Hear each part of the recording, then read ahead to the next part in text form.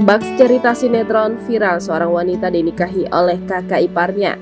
Otomatis wanita tersebut lantas menjadi ibu sambung bagi ponakannya. Bagaimana awalnya benih cinta tumbuh sehingga wanita ini bisa dinikahi kakak iparnya sendiri dan langsung berubah status jadi ibu tiri bagi para keponakan?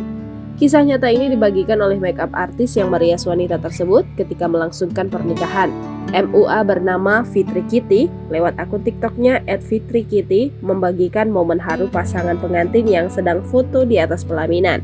Pengantin wanita itu terlihat cantik mengenakan gaun berwarna putih. Ia begitu anggun mengenakan sigar Sunda. Sedangkan pengantin pria memakai setelan jas warna hitam dan dilengkapi roncian bunga melati pada pecinya. Suamiku adalah iparku, tulis akun @fitrikitty. Menurut Fitri Kitty, takdir seseorang tidak ada yang tahu dan tidak ketebak. Begitu juga dengan kisah wanita yang dinikahi kakak iparnya itu. Dalam postingannya, pernikahan wanita dan kakak iparnya tersebut terjadi di Madura. Istri dari pria tersebut sudah meninggal sehingga ia menikahi adiknya. Postingan Fitri pun viral dan banyak netizen yang berkomentar. Komentar tersebut juga dibenarkan oleh Fitri.